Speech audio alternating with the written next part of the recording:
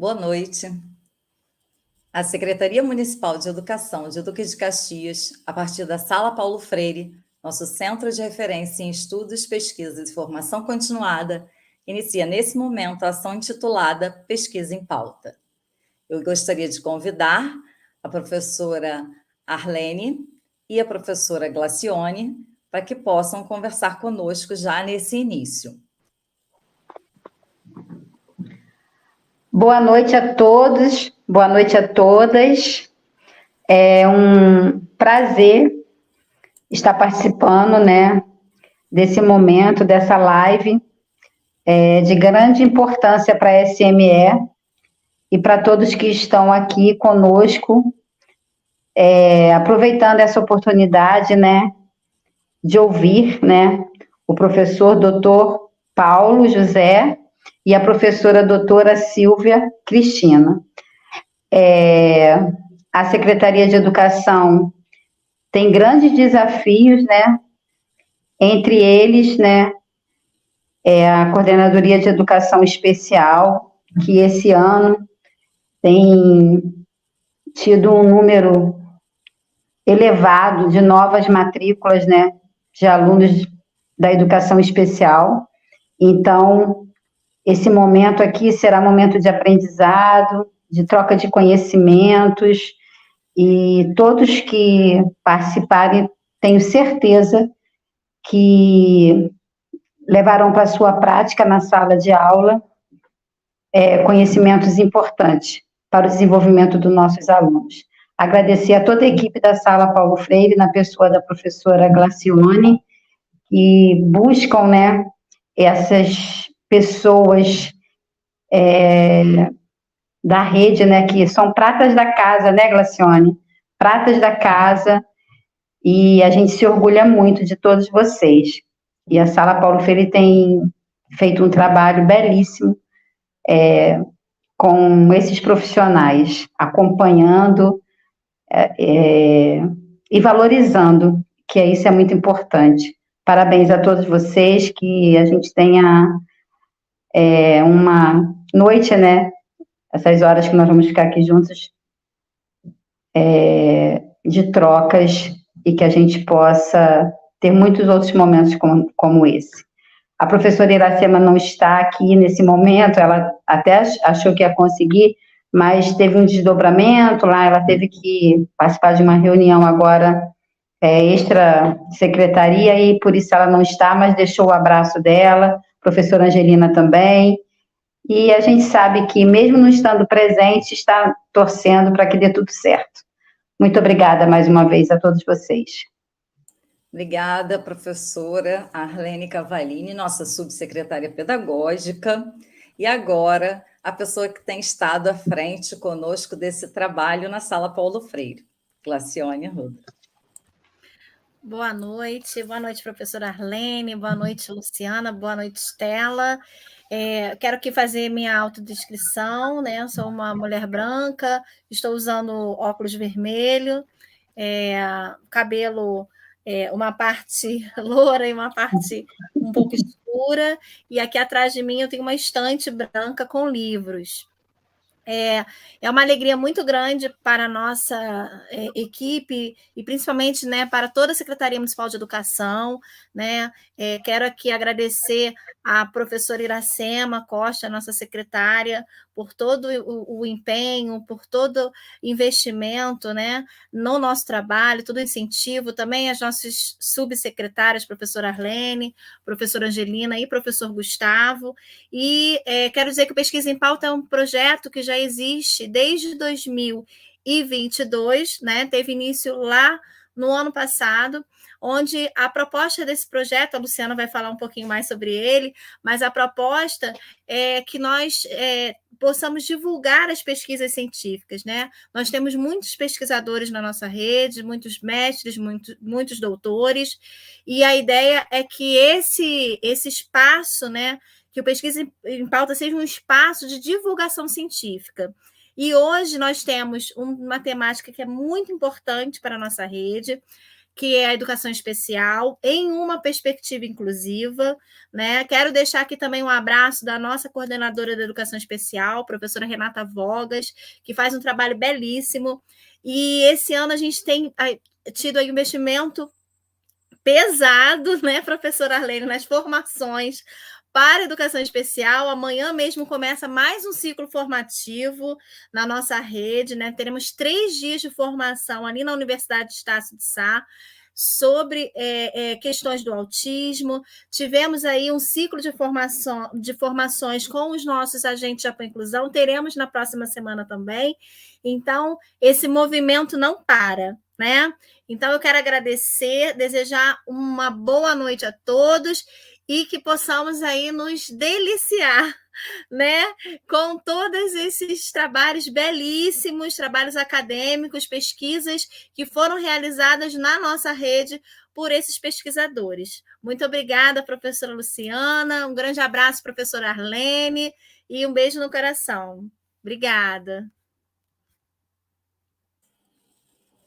Nós agradecemos, né, pela participação da subsecretaria pedagógica, da diretora da Sala Paulo Freire, e agora, dando continuidade, eu vou fazer a minha descrição. Eu sou uma mulher branca, eu tenho os cabelos castanhos, escuros e ondulados, meus olhos são castanhos também, eu uso óculos de aros redondos, uma maquiagem clarinha, assim, e um batom vermelho.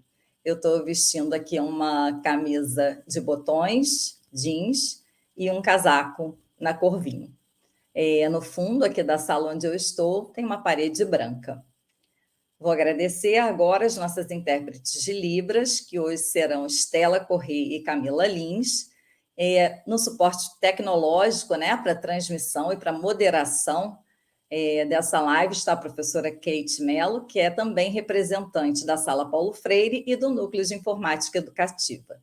Nosso encontro ficará gravado, ele pode ser acessado a qualquer momento no canal da SME, sempre que vocês desejarem, né, uma boa oportunidade de estudo, que nós temos certeza que será assim. Perguntas e comentários para os pesquisadores podem ser encaminhados a qualquer tempo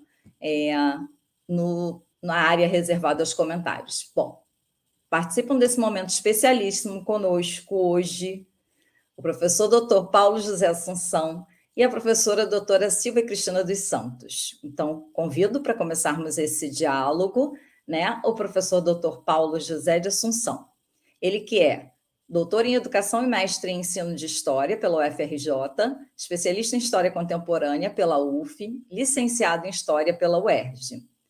Então, o professor Paulo, ele está na nossa rede, né, municipal de Duque de Caxias desde 1999, e ele pesquisa bastante, né, as classes regulares, o ensino de história com os alunos surdos incluídos.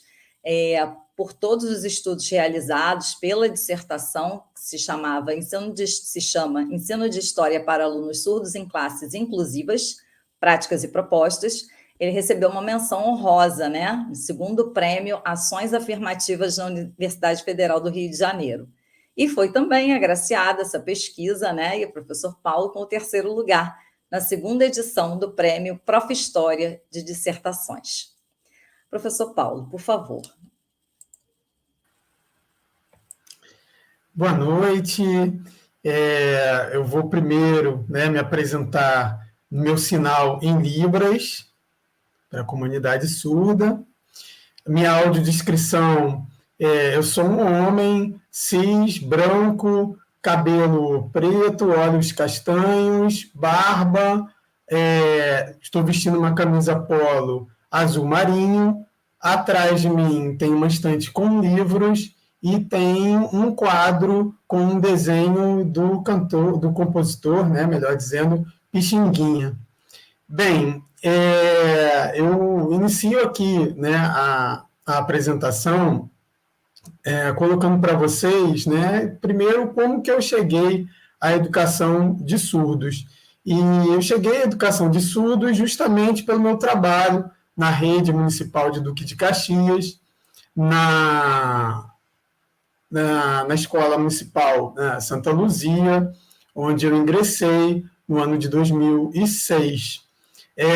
Naquela ocasião, eu não tinha, né, nenhuma experiência e não tinha nem mesmo a formação para trabalhar com os alunos surdos. Essa formação ela acabou se dando na própria prática, né, com esses alunos. Só para complementar, né, quando eu coloquei a questão da formação, a minha formação em História foi na UERJ, na década de 1990, e naquela ocasião, né, naqueles tempos, a gente ainda tinha todo o debate sobre a inclusão engatinhando, né? Ainda era um debate bastante novo em termos de pesquisas, né? Em termos até mesmo de práticas educacionais aqui no Brasil. A gente lembrar, né, que a Constituição Brasileira de 88 ela já apontava para a inclusão, mas isso foi um processo que foi acontecendo ao longo dos anos, né, do final dos anos da década de 1990 para cá. E uma outra, né, questão é que, quando a gente fala hoje, né, em educação de surdos, essa educação ela vai ter um grande impulso a partir dos anos 2000, com a própria lei de Libras, em 2002, e depois em 2005, a gente tem a regulamentação dessa lei e que vai colocar que o ensino de Libras e, consequentemente, né, da cultura surda, ele vai ser obrigatório nos cursos de formação de professores. Então, assim, né, a minha formação ela ainda é uma formação anterior a todas essas mudanças, né? Como eu coloquei, essa formação ela acabou se dando na prática e muito contribuiu, né? O próprio contato com os colegas do Santa Luzia, vários deles professores muito experientes, né? Citar aqui a professora Kedma, a professora Josiane, né? Que hoje também, além de continuar trabalhando no Santa Luzia, ela também integra, né, a Coordenadoria de Educação Especial, né, e tantos outros, né, a professora Simone Dávila, também uma pesquisadora daqui da rede sobre educação de surdos. Então, a minha formação se deu, né, na troca com esses colegas. Essa formação também se deu muito, né, na troca com os intérpretes. E aí, assim, Estela, né, que está aqui conosco, ela foi uma dessas intérpretes, né, que muito contribuiu também, né, para essa minha formação em serviço. E, enfim, né, esse foi os meus primeiros passos na educação de surdos. Em 2016, eu ingressei no mestrado profissional em ensino de História, e o tema da minha pesquisa ele foi justamente o ensino de história para surdos. De certa forma, né, foi um pouco desse desdobramento daquilo que eu já vinha realizando na prática. Foi uma reflexão sobre o meu próprio trabalho e também sobre o trabalho dos colegas na Escola Municipal Santa Luzia. Dessa pesquisa também surgiu um produto. Não sei se todos estão familiarizados, né, com os mestrados profissionais, mas os mestrados profissionais eles têm, né, como um dos diferenciais a elaboração de um produto. Esse produto ele é, em geral, um dispositivo didático. Então, o produto que a gente acabou, né, desenvolvendo à época do mestrado, ele foi um produto voltado justamente para orientar professores, né, futuros professores de história, que atuam, né, ou que vêm a atuar no ensino de história para surdos, né, muito em função também do que os professores... dá só um tempinho, né?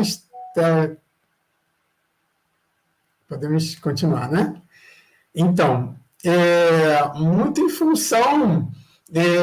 tanto, né, uma dificuldade inicial que eu tive, como também os colegas que foram depois entrevistados no mestrado, né, na pesquisa do mestrado, que revelaram que tinha uma dificuldade muito grande para trabalhar com os alunos surdos, né, uma coisa que provocava muita angústia, né, nesses professores, a gente entender, né, o direito desses alunos à educação e que muitas vezes, por conta aí de uma formação, né, deficitária dos professores, eles acabavam não tendo esse direito garantido, né?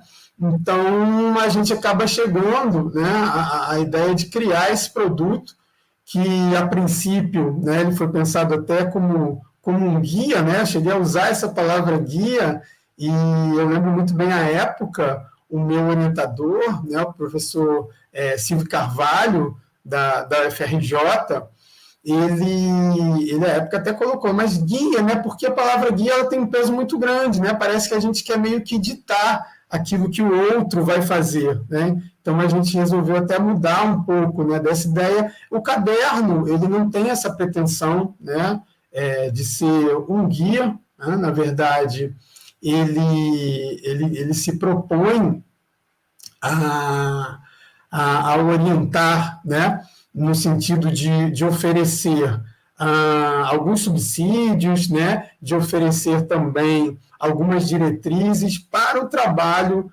desse professor, desse futuro professor de história.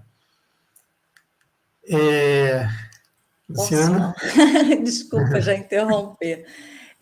Paulo, você falou um pouco de como você se aproximou, né, dessas questões todas de pesquisa e do quanto é interessante a interlocução com os colegas, né, lá na escola e em tantos outros espaços onde se deu e tem se dado a sua formação, mais recentemente na Escola Municipal Nova Campinas, né? Paulo, assim, esse produto, né, uma parte do resultado dessa pesquisa, você já pensou em como ele tem impacto direto na vida dos profissionais depois de terem contato com ele a partir da pesquisa que você fez, do que você criou? Luciana, assim, a gente tem, né, essas informações, tanto depois pela própria pesquisa do doutorado, né, que ela foi um pouco o desdobramento da pesquisa do mestrado, né, daqui a pouco até a gente fala um pouco sobre ela, né, mas também, né, nós tivemos aí diversos momentos que pudemos levar para outras redes, né, em outras apresentações. Nós levamos a própria proposta, né, o próprio material do caderno, e a gente sentiu, né, primeiro uma repercussão, né, muito, muito positiva, tanto nas apresentações quanto posteriormente, né, de retorno de professores, né, colocam, não, eu acabei, né, utilizando o seu caderno, então isso é algo que é bastante, né, gratificante. E a ideia, né, como eu coloquei, quer dizer, a ideia não é nada de impositivo, né, mas é para oferecer, porque o caderno ele é composto, importante, né, a gente até esclarecer, né, o que tem, qual é o conteúdo aí desse caderno de orientações, né? A gente tem, primeiro, orientações iniciais em relação ao aluno surdo, né? Quem é o aluno surdo? Que muitas vezes esse aluno surdo ele é desconhecido, né, em suas necessidades, em suas potencialidades, né, em suas características pelo professor, né?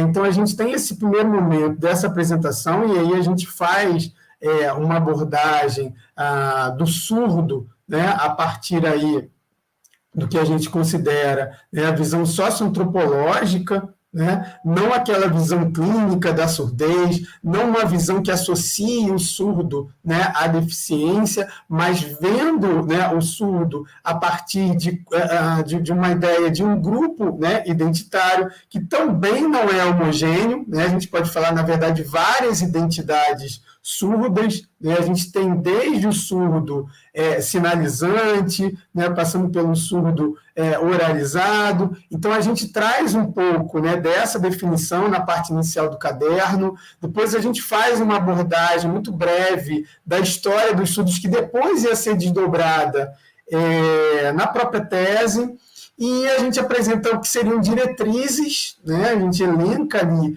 diretrizes para o trabalho do professor com os alunos surdos, a gente pensar, né, em alguns digamos assim, a gente pensar em algumas diretrizes que elas são fundamentais, né, para esse professor no trabalho com surdos, como, por exemplo, a preocupação com a didática, que ela deve ser totalmente diferente daquela com a qual o professor já está habituado, né? Muitas vezes a gente tem né, detalhes que muitas vezes eles parece que são pequenos, né, mas são importantes da gente observar no ensino de história para surdos. Por exemplo, professor, não dá para o professor falar de costas para a turma, né, escrever no quadro e falar de costas para a turma, o professor precisa estar de frente. A gente pensar também na própria questão, né, de um investimento numa pedagogia visual, fazer o uso de imagens em sala de aula, né, o trabalho a partir desse uso, né, de imagens, né, também chamado letramento visual. Portanto, aí, né, muitas vezes se coloca assim, vamos trabalhar filmes com os alunos surdos. Ótimo, né, interessante, mas é preciso também a gente pensar, porque quando a gente trabalha o filme, a gente tem ali várias imagens, né, para o surdo poder ali observar ao mesmo tempo. Então, como trabalhar a sincronia dessas várias imagens? Porque você tem a imagem do filme, você tem muitas vezes uma legenda, você tem um intérprete, né? Então, o caderno, né, ele vai trazendo orientações nesse sentido, e ele traz também sugestões a partir da nossa experiência, né, tanto minha quanto dos colegas na Escola Municipal Santa Luzia, onde, né, não só onde eu trabalhei, mas onde eu realizei a pesquisa, né? Então, assim, esse produto, ele parte de um diálogo da prática, né, daquilo que nós realizávamos, mas essa prática, ela passa a ser também pensada, analisada, refletida, né, a partir do diálogo ali com os autores. Aí, quando a gente está abordando o ensino de história para surdos, eu até coloco isso na tese, a gente está trabalhando como uma espécie de tríplice fronteira, né? A professora Ana Maria Monteiro, que é uma professora da educação, ela coloca que as pesquisas no ensino D, elas acontecem num lugar de fronteira, né? A fronteira entre a educação e aquele campo científico, né? Como, por exemplo, a gente fala da história, né? Então, a fronteira entre a educação e a história, né? O ensino e aí fronteira não como fronteiras fechadas, mas como um diálogo, né? entre esses dois campos. E aí eu coloco que o ensino de história para surdos, ele está, na verdade, trazendo um diálogo entre três campos, né? Que é o da educação, que é, no caso, né, o da história, e que ele é também dos próprios estudos surdos, né, das questões específicas relacionadas à pessoa surda. Então, em linhas gerais, né, isso é um pouco aí do que nós trouxemos no produto do mestrado, né? E aí temos, então, o desdobramento dessa pesquisa na tese, né, que se intitula Onde estão os surdos na história. Paulo, queria dizer que a gente já colocou, assim como você autorizou, né, o link do produto, e ao longo da tua fala nós vamos colocar os outros também, da sua tese, da sua dissertação, que você gentilmente, generosamente, quer compartilhar com o nosso público, tá? Então, sua tese de doutorado tem um título bastante instigante. Onde estão os surdos na história? Experiência curricular no ensino de história em escola inclusiva. Então, onde estão os surdos na história? Que experiência curricular foi essa? E que resultados você gostaria de destacar? Então, primeiro, né, a pergunta onde estão os surdos na história, e aí é importante porque, na verdade, até a própria pergunta onde estão os surdos na história, ela tem uma história, né? Ela surge à época da própria dissertação, né, eu dando aula para uma turma de 9º ano, lá no Santa Luzia, a aula era sobre nazismo, e aí uma aluna surda, ela pergunta, né, quando eu coloquei toda a questão da perseguição, né, aos judeus, né, e a outras minorias durante o regime nazista, ela perguntou sobre os surdos. E é interessante porque a gente começa a pensar, né, que essa pergunta não era uma pergunta especificamente sobre, né, aquele contexto específico da história, mas, na verdade, é uma pergunta que ela pode ser entendida até de uma maneira mais ampla. De certa forma, era uma cobrança daquela aluna, né, onde é que eu estou nessa história, né, onde é que os outros surdos eles estão na história, né? Porque a história ela acaba, né, sendo a história dos ouvintes, né? A gente fala ouvintes seriam os não surdos, né? E a história nos últimos anos, ela, né, a história do passado, né, a história até pelo menos ali o início do século XX, era uma história dos grandes personagens, era uma história do Estado-nação, né? E essa história vai se modificando a partir do marxismo, né, a partir da chamada escola dos análises, né, a gente vai ter aí uma história que vai buscando outros personagens, vai buscando aí, né, abordar outras identidades, vai incorporando, né, outros grupos as suas abordagens, as suas temáticas, e os surdos demoraram a aparecer, na verdade, sim, eles ainda demoram, né, a aparecer na história. Ao fazer a pesquisa, né, e a buscar uma resposta para esse onde estão os surdos na história, né, o que a gente encontra de bibliografia, essa bibliografia muitas vezes é no próprio campo da educação, né, são poucos ainda, aliás, assim, são raríssimos os autores do campo da história que se debruçam sobre essa temática, né?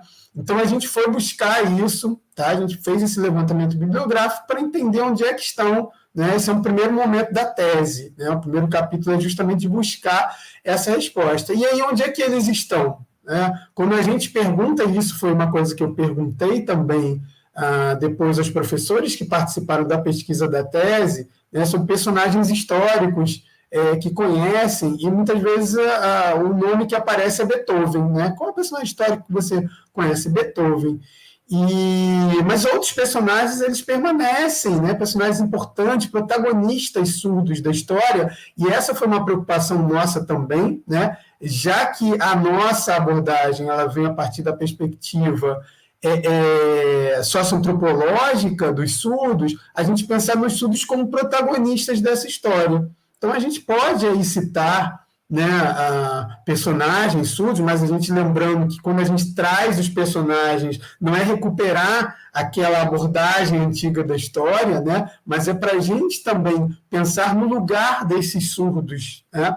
Então, a gente tem, aqui no Brasil, a gente tem não só personagens, mas a gente pensar também, né, nos próprios movimentos surdos. Quando eu coloquei a questão da Lei de Libras em 2012, a gente pensar que essa Lei de Libras ela chega não só como uma benesse do governo, né, uma benesse estatal e tal, mas ela vem também muito em função do próprio movimento da mobilização dos surdos aqui no Brasil, a partir da década de 80, os anos 80, 90, a gente pensar também, né, o INES, o Instituto Nacional de Educação de Surdos, ele é fundado, ele é criado, muita gente associa essa criação a Dom Pedro II, né, um homem imperador, né, branco ouvinte, mas na verdade ele surge a partir justamente da iniciativa de um surdo francês, né, o Edouard Rouet, né, ele vem para o Brasil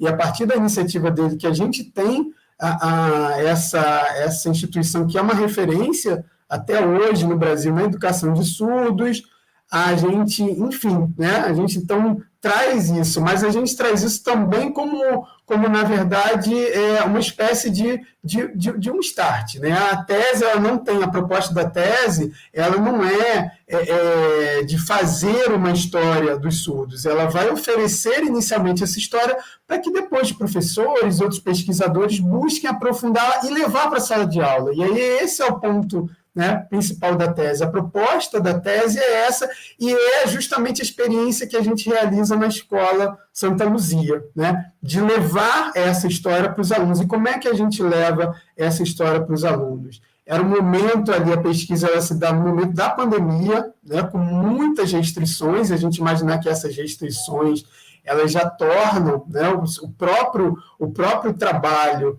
né, com os surdos, em termos da questão da necessidade de uma acessibilidade, ela se torna muito maior, né, muito mais ampla. Então, assim, a gente acaba, naquele momento, introduzindo essas questões no material que era o material utilizado, né, que foi, inclusive, o material sugerido pela própria rede, que eram apostilas. Então, por meio de apostilas, a gente faz essa inserção da temática, tomando todo o cuidado, né, com a questão da acessibilidade. Quando a gente pensa de acessibilidade para surdos, não passa só por Libras, passa também, por exemplo, por um texto mais objetivo, né? Então, a gente busca isso nesse trabalho, e a gente busca também por meio de um evento que ocorre na escola, né? Esse evento é a Semana dos Surdos, que é um evento que já ocorria no Santa Luzia, e a gente resgata isso, né? É importante colocar que a metodologia que a gente utiliza na tese é a metodologia da pesquisação. E a pesquisação ela tem essa proposta mesmo, né? Uma proposta em que você vai fazer uma intervenção, né, numa determinada realidade em busca de algum tipo de mudança, né? A gente faz ali, na verdade, uma provocação, né? A gente faz essa provocação no sentido de que, né, vamos trazer essa história dos surdos. Como que a gente vai trazer? Né? A gente vai trazer na forma ali, né, de conteúdos que vão ser adicionados aos conteúdos de história, e aí a gente pensando numa realidade inclusiva, na escola inclusiva, e a gente pensa não só, né, claro que o foco ali é o aluno surdo, mas a gente pensar também no aluno ouvinte, porque esse aluno ouvinte também vai conhecer essa história dos surdos, né, e um dos objetivos da tese, a gente tinha como um dos objetivos justamente tentar entender como é que esse aluno ouvinte também é afetado, né, quando a gente faz essa abordagem da história, né, dos surdos. Então, a gente pensar nos resultados, né, para fechar aqui a fala, e é muita coisa, né, seriam muitos...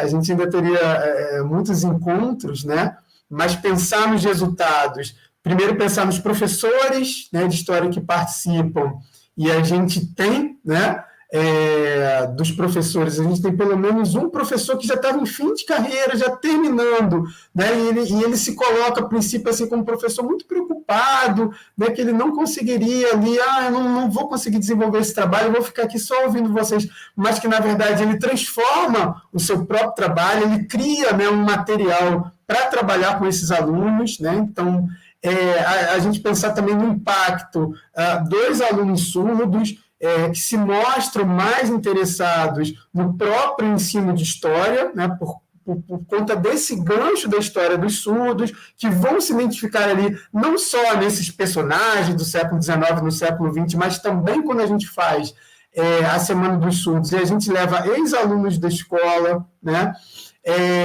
e esses alunos atuais eles vão se identificar, né, nesses ex-alunos, e esses ex-alunos também que eles vão ser ali a própria história da inclusão, a história da inclusão encarnada na história da escola. E, por fim, né, o impacto dos alunos ouvintes, a gente faz um questionário, né, ao final, para avaliar, e a gente tem, né, só para citar aqui uma resposta muito interessante, que uma das alunas ouvintes, ela traz o questionamento, ela coloca assim, poxa, a história que a gente sempre aprende na escola, né, ela fala dos reis, ela fala dos príncipes, ela fala das rainhas, mas ela nunca fala dos surdos.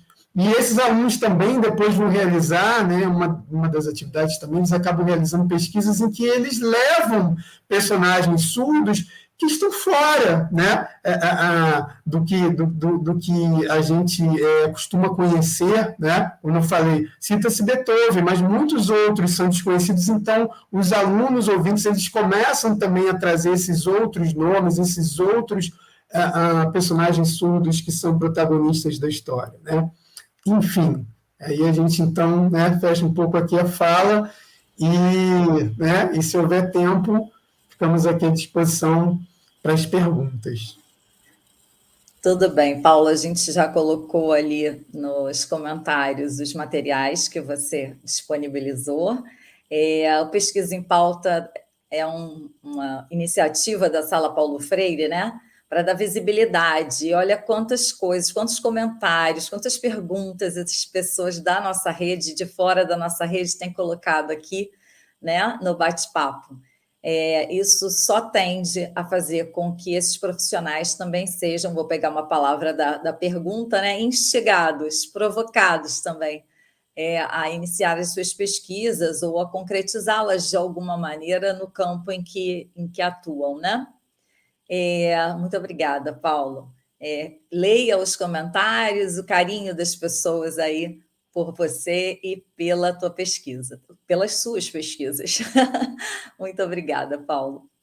Então, eu quero agora convidar, né, a professora Silvia, sim, porque na nossa rede ela é professora, além de tantas outras atribuições que ela tem, é a professora doutora Silvia Cristina dos Santos, que estará agora dando continuidade, né, a esse encontro tão especial, e especial em todos os sentidos, porque é inclusivo. Doutora em Ciências doutora em Ciências do Cuidado em Saúde pela Universidade Federal Fluminense, mestre em Ensino da Saúde pela Universidade Federal Fluminense também, especialista em saúde mental e psiquiatria, psicóloga, membro do Núcleo de Pesquisa de Trabalho, Saúde e Educação, da UF, aromaterapeuta, neuroterapeuta, formação em neurofeedback, especialização em neuropsicologia, que está em curso, em andamento, né?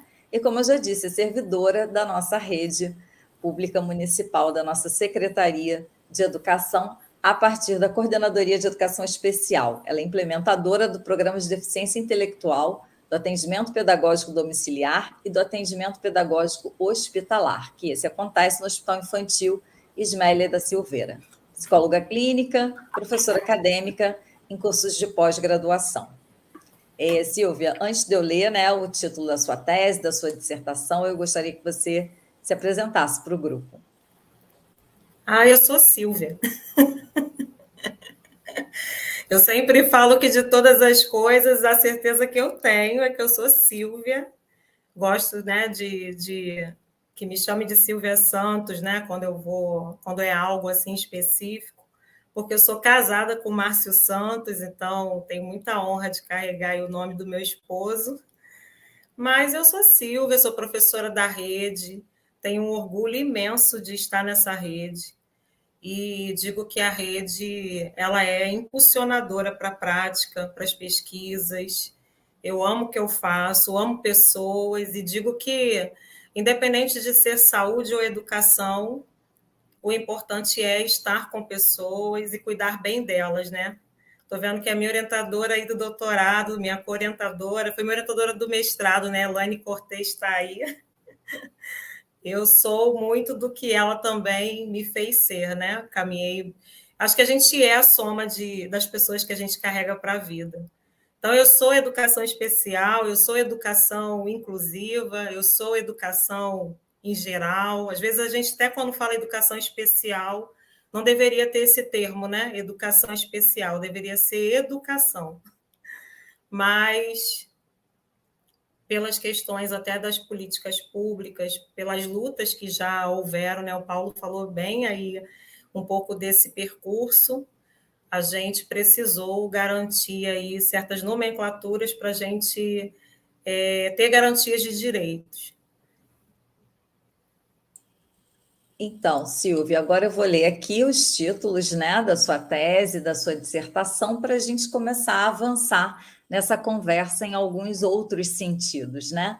Sim. Reflexão-ação sobre competências docentes no ensino de jovens e adultos com deficiência intelectual para a transição da vida escolar e pós-escola, é o título da tese. E da dissertação, Educação Permanente com vistas à integralidade do cuidado na rede de saúde mental. Professora Silvia, fique à vontade. Vocês vão passando no slide para mim não me perder na minha fala, que eu falo para caramba. Só para que eu não me perca. Pode ser sim. Vamos lá? Ih, acho que ficou escurinho, né? É. De repente, na projeção. Mas, enfim, a minha pesquisa ela fala sobre essa reflexividade da prática docente, né? A importância da gente olhar para a prática e entender que a gente precisa respeitar essa prática, né? Então, a primeira coisa que eu quero trazer como uma reflexão mesmo para cada um de nós é que, ao chegar no chão da escola, a gente precisa ter esse cuidado de ouvir esse professor, né? Eu sempre falo muito da habilidade da ouvirtude, que é a habilidade de ouvir o outro.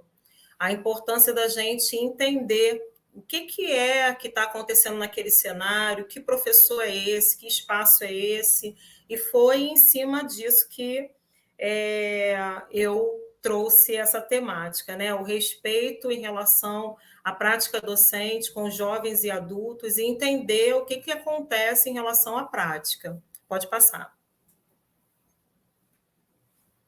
E aí é um esqueminha um pouco da conscientização desse processo, né? Que a conscientização é um processo.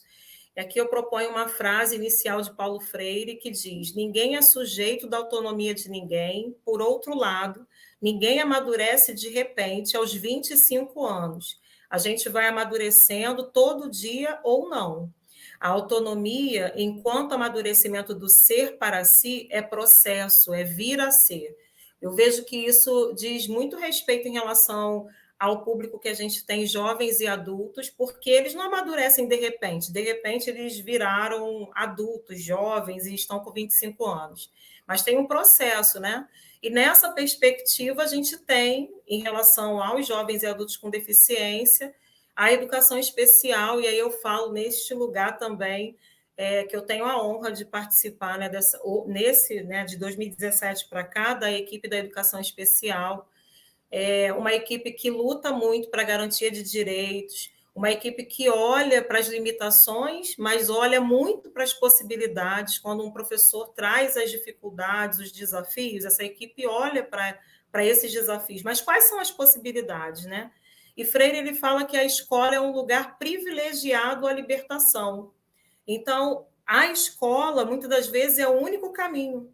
É o único caminho que aquele aluno tem, caminho de integração, de integralidade, caminho de inclusão, caminho de discussão com outros setores. E isso é uma atitude permanente, então vira um ciclo, né? Pode passar. E aqui eu trouxe um relato da minha experiência, né, que vem do chão da escola, só para que seja claro, né, de onde veio minha motivação de escrever sobre jovens e adultos com deficiência. Então, em 2015, eu estava no colégio, no CIEP Yolanda Borges, né, o CIEP municipalizado, que eu tive a honra de ter como diretora a Joelma, que hoje também está conosco na SME.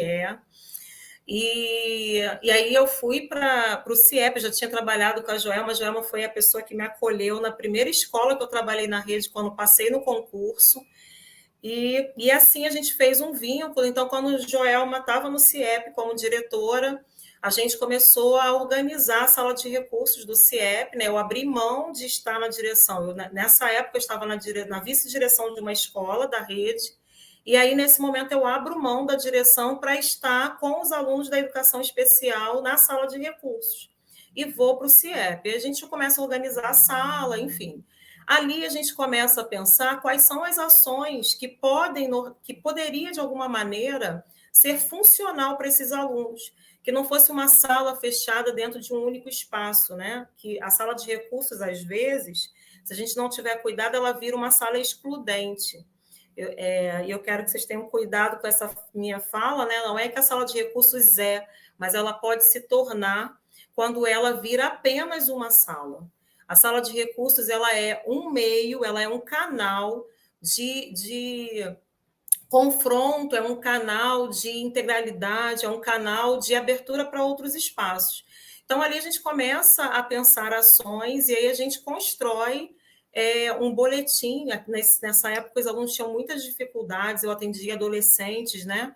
e eles tinham dificuldades com a escrita, e a gente começou a pensar o que poderia trazer autonomia, trabalhar a autoestima, a oralidade, a escrita, o enfrentamento da timidez, com algum recurso. Então, a gente constrói um boletim informativo, como se fosse um jornal, onde eles eram os jornalistas, eles eram os repórteres, eles eram os entrevistadores, eles que fotografavam, e a gente dividia entre eles as ações, e depois eles precisavam apresentar esse jornal para toda a rede, né? Para toda a escola. E esse boletim depois, né, se tornou um produto, onde a gente apresentou até no Congresso Brasileiro de Educação Especial, mas ali eu vi o quanto que a sala de recursos poderia ser potente, né? Pode passar.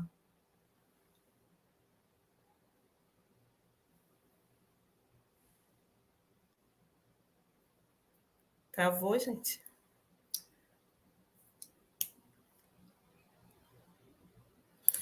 E aí o projeto ele cria asas, né? A gente, depois desse momento que a gente apresenta, inclusive, esse produto no Congresso Brasileiro, na UFSCar, na época, a Secretaria de Educação, eu ainda estava lá como professora de sala de recursos, me convida para fazer um relato de experiência, um relato, né, em relação ao boletim, para trazer o que impactou na vida desses alunos.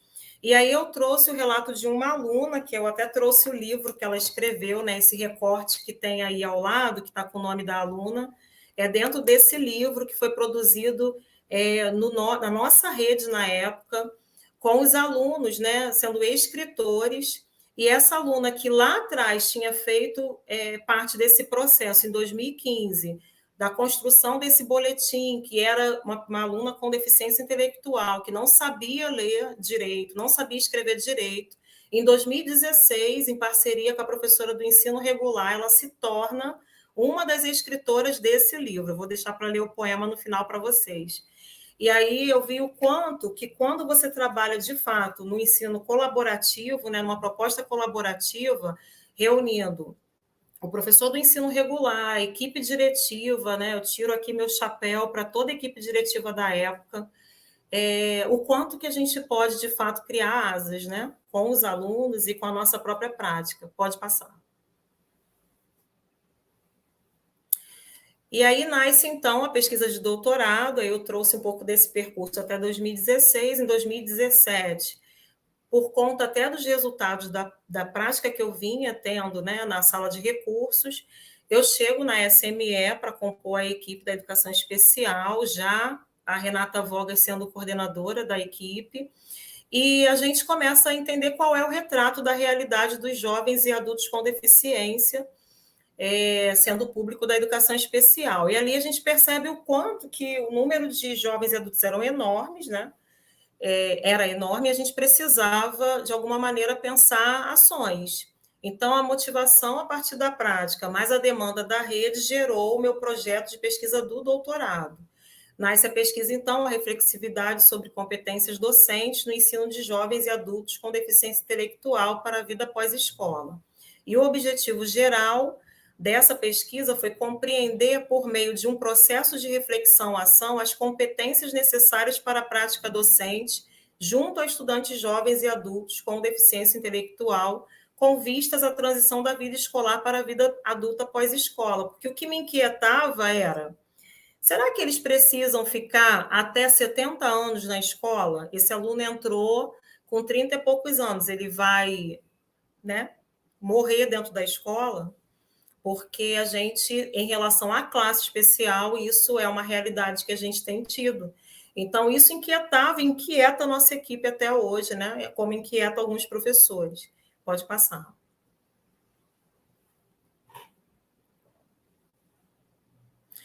E aí, então, eu trouxe uma reflexão, né, que a gente já falou inúmeras vezes, algumas questões que estão ligadas à exclusão, né? Antigamente, anos atrás, a educação especial não era vista como educação especial na perspectiva da inclusão, as pessoas eram excluídas, né? Então tem o desenho aí da exclusão, depois da segregação, depois a integração e vem a inclusão.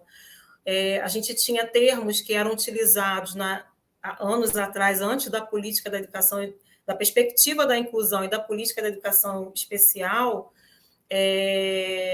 a gente tinha a pessoa com deficiência intelectual sendo considerada como imbecil, como débil mental, como retardo mental, como deficiente mental, e não como pessoa, né? A deficiência vinha antes da pessoa. Pode passar. E aí a gente tem Paulo Freire, que diz: a praxis é a reflexão e ação dos homens sobre o mundo para transformá-lo. Sem ela é impossível a superação da contradição opressor e oprimido. E aqui eu trouxe uma tarde, né, que fala, a mulher chega e pergunta o nome dela, pergunta para o homem: tem quantos anos? Ela consegue? Aí o homem interrompe essa senhora e pergunta, e fala para ela, né? Pergunta para ela. Então, quantas vezes a gente tira a voz da pessoa com deficiência para que ela fale? E essa pessoa com deficiência tem um nome, né? Até o termo pessoa com deficiência, às vezes me inquieta, porque a gente está falando de Ana, de Pedro, de Gustavo, de Roberto. Todos eles têm um nome, né? Mas ele tem uma condição que é a deficiência. Pode passar.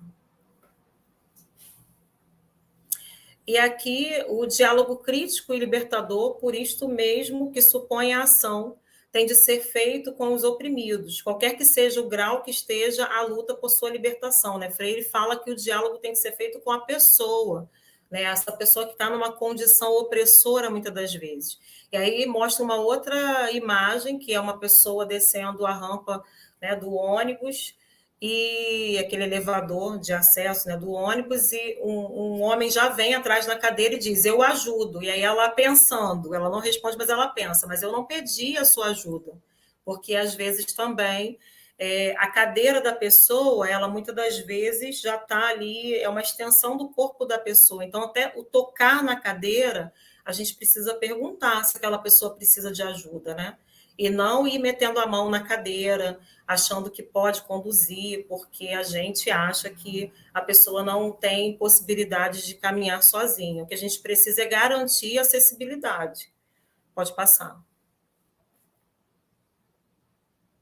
Aqui eu trouxe os resultados, está muito pequenininho, vocês não vão, mas é só para mostrar o esquema, né, do que a minha pesquisa trouxe, a partir da prática docente com estudantes jovens e adultos. Essa reflexão trouxe os desafios, né, a questão da infantilização, a questão das dificuldades cognitivas, a própria reflexão na ação e sobre a ação em relação aos docentes, a importância da família nesse processo, a importância do planejamento, né? Isso aí foi um nó no levantamento quando eu fiz a pesquisa. O fazer docente, né? A importância desse fazer docente. Trouxe também as questões de agente de apoio à inclusão, que a gente sabe que é um nó na nossa rede. E isso pensando nos jovens e adultos, né, com deficiência, o quanto que, às vezes, colocar uma pessoa ao lado tutela um pouco o direito daquela pessoa de autonomia, de interagir com um colega ao lado, enfim. Então, trouxe várias questões, né? A vivência desse docente, a vivência do professor, as experiências e as práticas exitosas desse docente. E aí foi o esquema que surgiu a partir do relato da entrevista dos professores, né? Pode passar.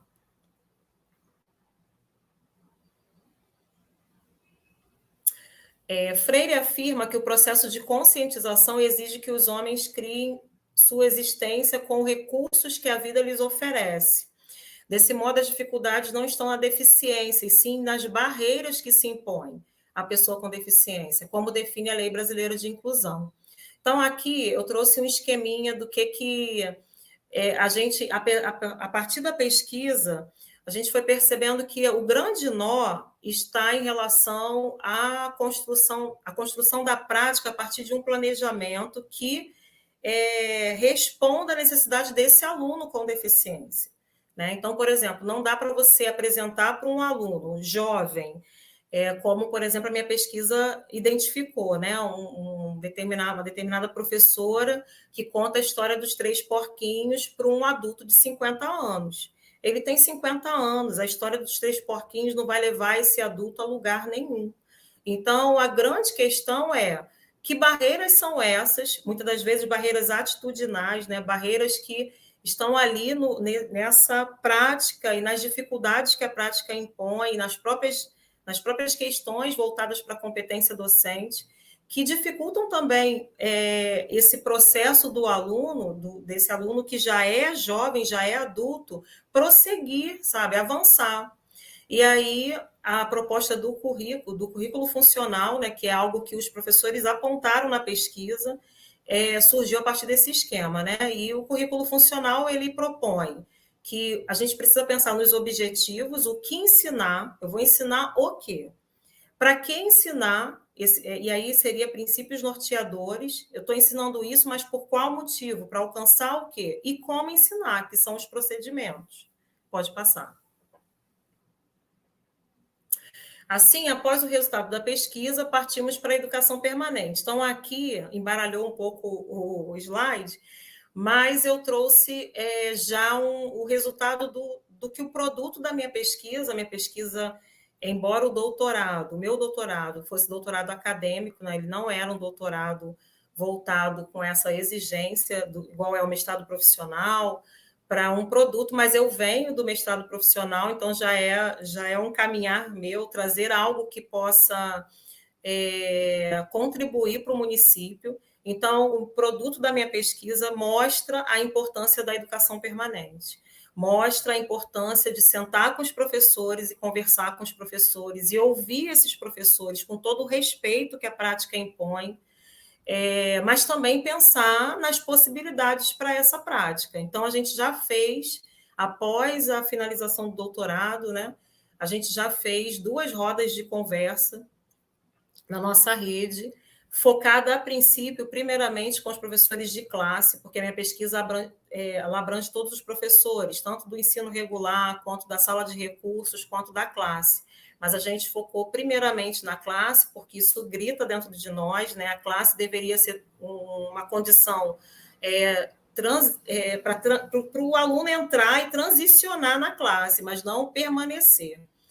E aí, na primeira roda, a gente fez a temática, né, foi sobre a reflexão sobre a prática docente nas classes especiais de deficiência intelectual, e a gente ampliou para deficiência múltipla, pensando assim, em quais são os desafios e quais são as possibilidades. Então, o professor ele tinha aquele exercício, eu vou trazer todos os desafios, mas eu também vou apontar as possibilidades. E ali, conversando com todos os professores da rede, eles também apontaram a importância de atividades funcionais. A gente fez agora, agora finalizando o primeiro semestre, entrando no segundo, né, 10 de julho, a segunda roda, que foi a continuidade da primeira roda, já trazendo uma reflexão sobre as atividades funcionais, o que eles têm feito em relação a atividades funcionais, e nós já temos previsto para setembro a mostra de produtos, trazendo o resultado do que eles refletiram, né, e do que eles já estão fazendo na prática, que está mais ligado a uma atividade funcional na perspectiva da vida adulta, pós-escola, nessa transição, né, pensando nesse adulto e não numa criança, enfim, pode passar. Aqui é o registro, né, da primeira roda, não dá para ver direito também, mas aqui, numa dinâmica que a gente fez, eles precisavam registrar os desafios e as possibilidades, e em cima das possibilidades, o apontamento era para a estrutura das atividades funcionais, pensando na perspectiva da organização de um currículo funcional para a rede, e a segunda roda foi a reflexão a respeito das atividades funcionais. A gente tem aí a previsão, né, a próxima ação é a primeira amostra de produtos e a construção coletiva do currículo funcional. Pode passar. Mas a construção é coletiva, por isso minha gratidão vai para todo o chão da escola, né? Todas as escolas que estão envolvidas, todos os professores, as equipes diretivas, a Coordenadoria de Educação Especial, em nome da Renata, né? Eu vejo que não tem como a gente avançar se a gente não estiver junto. A professora Raquel, a professora Beth, que estão sempre aí juntinho comigo, pensando nessa questão das práticas do professor da educação especial.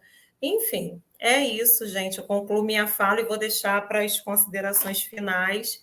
Eu gostaria só de finalizar depois, lendo o poema dessa aluna que marcou a minha história na prática com jovens e adultos com deficiência, porque mostrou que ela não estava, ela não precisava permanecer onde ela estava, sem saber ler, sem saber escrever, sem poder progredir, mas ela avançou, né? Ela se tornou escritora e ela entendeu que ela poderia ser além de uma limitação, entre aspas, que a deficiência às vezes impõe quando a gente olha e já olha só o diagnóstico, né? Só o CID daquela pessoa. E ela não é um CID, ela é uma pessoa.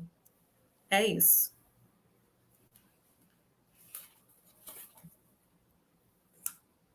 Ai, que lindeza, né? Quanto é rico, quanto é potente esse encontro. E a gente fica muito feliz de perceber e se sente muito gratificado também por perceber que os pesquisadores da nossa rede são pessoas muito sensíveis às questões dos seus alunos, dos cidadãos do nosso município, né? Isso é primordial. A gente que está no momento de estudos do documento curricular da rede, eu já fico logo ali pensando, meu Deus, isso aí que foi dito está lá pautado, né, por Vygotsky, está lá na teoria histórico-cultural, esse respeito que a gente tenta garantir, essa identidade que a gente tanto quer que seja valorizada, construída, imersa na cultura, enfim.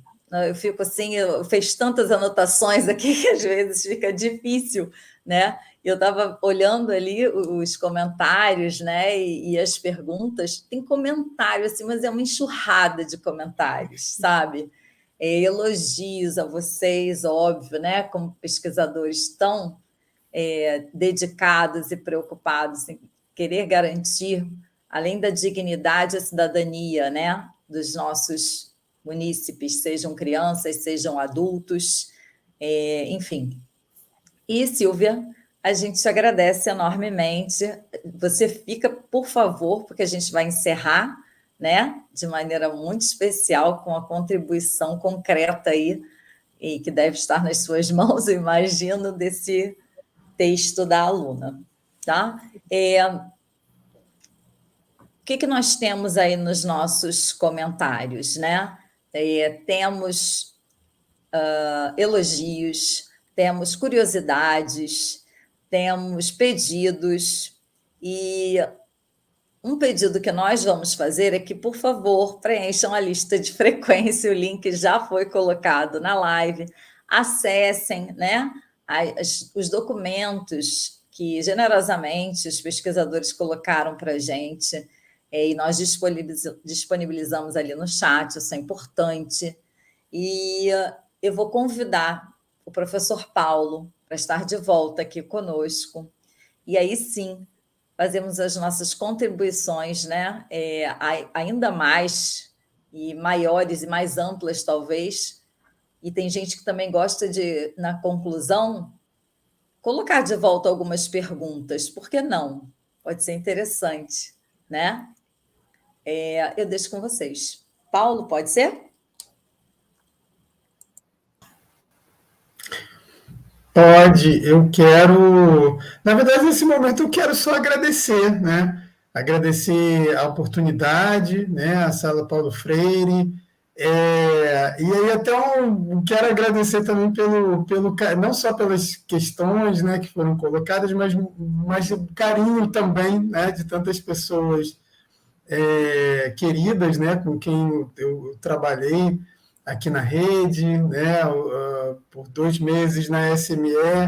Então, eu não vou nem falar os nomes, né, porque são muitos, né, quero agradecer então a vocês, mas eu só quero, né, aproveitar aqui esse momento de agradecimento, eu quero fazer um agradecimento especial para uma escola da rede, né, porque ao assumir a direção no mês de maio, eu deixei essa escola onde eu justamente conheci os surdos. Essa escola que, ao conhecer os surdos, também me transformou, né? Me transformou como profissional, me transformou como pessoa. Então, eu não tive coragem de voltar a essa escola e me despedir dela, que é a Escola Municipal Santa Luzia, né? Que é representada aqui por algumas, né, pessoas que estão assistindo. Então, essa escola da rede, né, uma brava escola da rede, né, Escola Polo, uma escola que tem uma história linda, né, na educação de surdos, que precisa ser contada também, já começou a ser contada, tá, em algumas pesquisas. É uma das escolas, né, não só meu grupo de pesquisa, não só no grupo de pesquisas que eu participo, que é o GPS, né? Aliás, também um abraço aí para todo o pessoal do GPS, professora Celeste Kelman, né?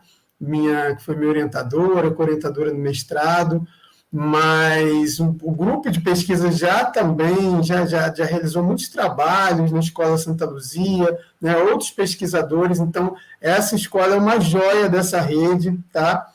Então, quero agradecer, né, por tudo que eu aprendi nessa escola, né, mandar um grande abraço aí, um grande beijo para todos os amigos que fiz lá e para os alunos surdos que lá estão, né, e certamente com outros profissionais de excelência, tá?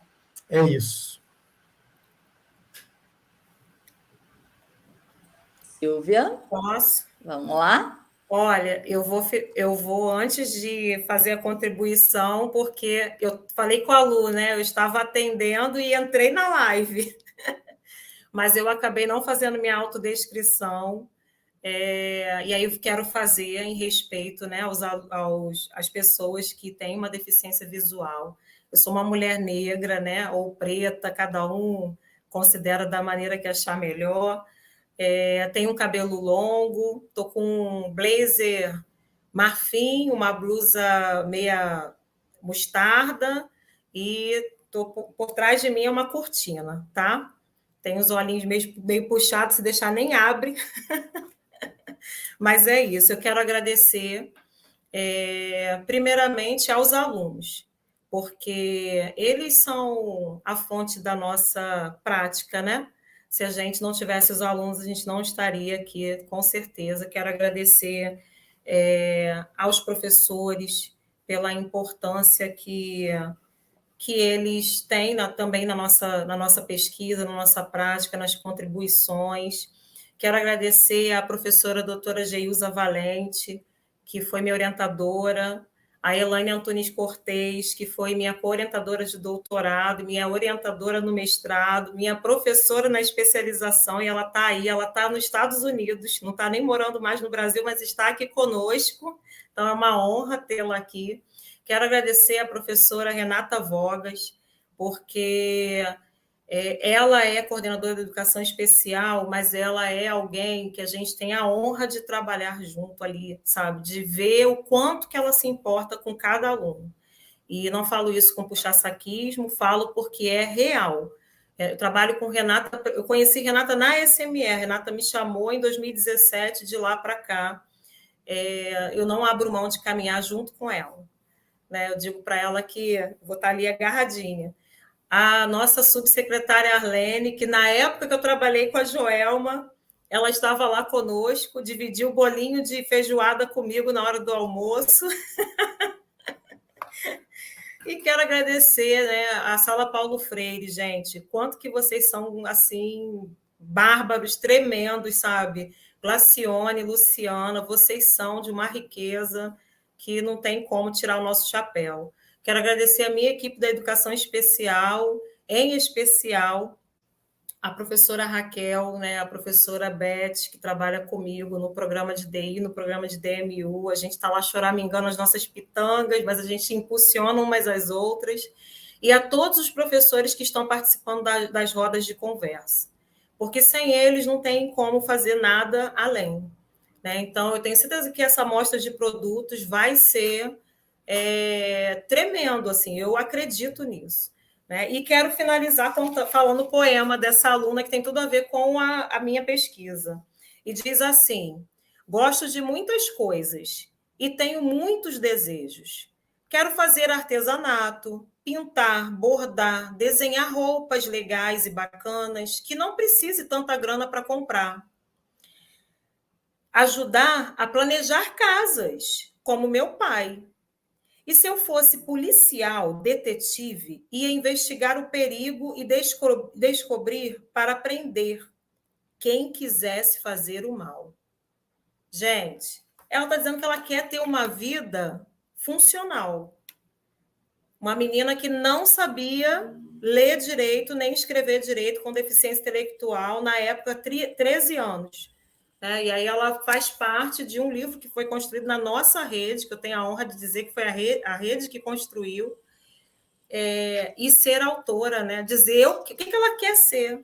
Então, talvez falte um pouquinho isso, a gente perguntar para os nossos alunos, o que vocês querem ser, né? O que cada um quer ser? E por que não ser? Tem uma fala de um diretor, numa das rodas, na primeira roda, que me impactou muito.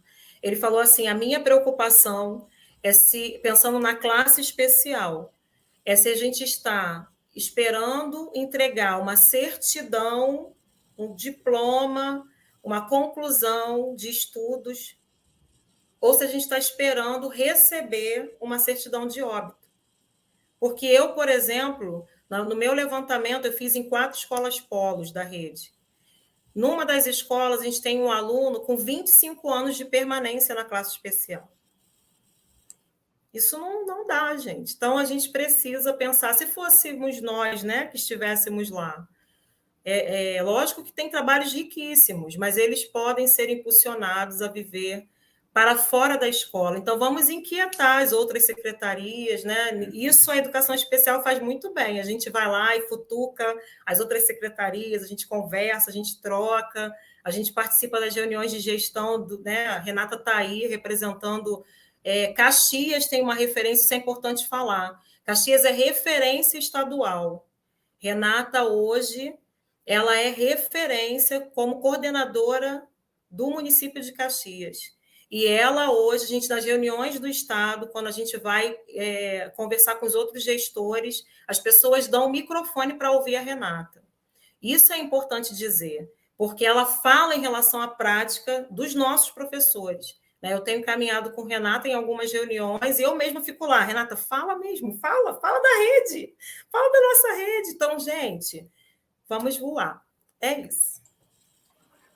E, Silvia, se você não tivesse dito, eu teria, porque isso a gente pode certificar quando vai a encontros em outros lugares, né? As pessoas sempre perguntam como é que está indo a educação especial? O que está acontecendo por agora, né? A coordenadoria movimenta muitos grupos junto com ela.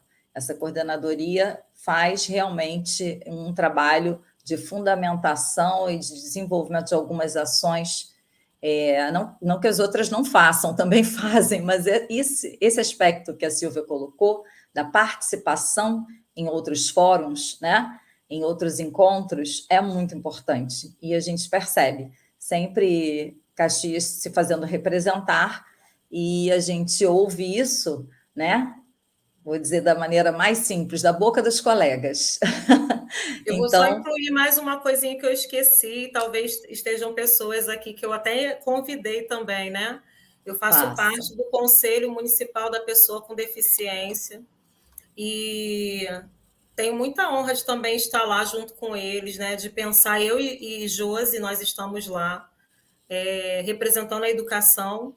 E é muito importante também, né? Esse lugar do Conselho da Pessoa com Deficiência, essa parceria. Muitas das vezes eles já nos comunicam situações que chegam até eles e a gente consegue prontamente buscar soluções para que todos sejam atendidos, né? Que haja, de fato, garantias de direitos. Então, também quero agradecer ao Conselho pela importância que tem. Muito bem. E a gente vai agora encaminhando para o final, mas esses pesquisadores maravilhosos que temos aqui hoje e os outros tantos que nós estamos procurando pela rede, que nós sabemos que essa rede é muito rica em buscar interesse, né, em pesquisar assuntos que são de alta relevância. E o Pesquisa em Pauta, na verdade, ele foi criado para isso, para trazer esses pesquisadores para momentos especiais como o que nós vivemos aqui hoje. No mês que vem tem mais, mas eu aproveito para dizer que a Sala Paulo Freire tem construído ao longo dos meses, dos anos, acho que 2 anos já pelo menos, o banco de teses, né? E aí nós temos lá um repositório dos estudos realizados pelos nossos profissionais, pelos profissionais dessa nossa rede municipal. Então, no próximo encontro, que será no mês que vem, nós provavelmente teremos, nós estamos aguardando uma confirmação, uma conversa sobre os relatórios descritivos da rede, né? Os relatórios do ciclo de alfabetização. Quem sabe? Se tivermos essa confirmação, será esse o nosso assunto, o nosso tema do próximo encontro. Já aparece para vocês aí, eu acredito, né, o link do sistema da SME Duque de Caxias para o banco de teses. Então, acessem, pesquisem, vejam lá o que tem do interesse de vocês, que essa live de hoje já nos citou a pensar. Eu tenho certeza que as perguntas não apareceram aqui, mas elas aparecerão nos próximos encontros formativos da Coordenadoria de Educação Especial e das tantas outras, né, que têm desenvolvido esse trabalho. Por essa noite incrível, nós agradecemos a participação de toda a nossa audiência e até a próxima.